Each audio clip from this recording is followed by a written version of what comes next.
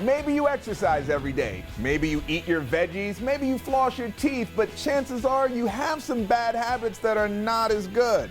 Whether it's biting your nails or smoking a pack a day, we're stopping the cycle and giving bad habits a beatdown.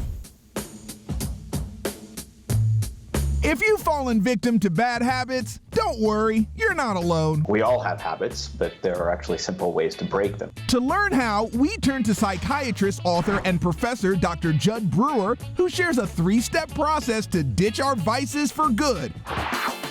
Starting with mapping out these habit loops. An example of this might be it's late at night and we come home, we're exhausted from work. So that trigger might be the time of day or the place, coming home, walking into our kitchen. And that can trigger a habitual behavior of foraging in the refrigerator. And then we're just mindlessly eating something, or we're eating something to make ourselves feel better even though we're not hungry in the first place.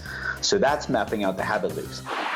After we map our habits, it's time for step 2. Examine the results of our behavior. That trigger leads to a behavior, which leads to a result. Now, if changing a habit was just about focusing on the behavior, we'd all be able to break bad habits without a problem. We'd just say stop smoking, we'd stop doing it. Dr. Judd says what drives the behavior itself is the result or reward. If something is rewarding, we are going to do it again. So an example of really working with step 2 is we wander into the kitchen, we're mindlessly eating, we pay attention to what our stomach feels like after we've eaten a bunch of food when we weren't hungry in the first place. That helps our brain see, oh, wait a minute, this isn't actually that rewarding, and it becomes less excited to do that behavior in the future.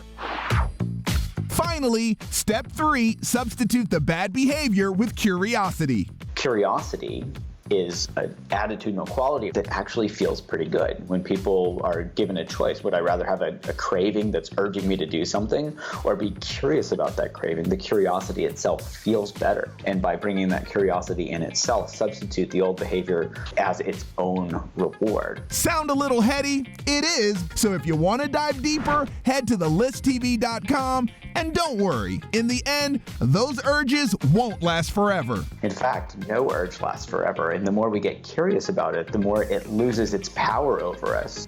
Bye-bye, bad habits. We're kicking you to the curb for good.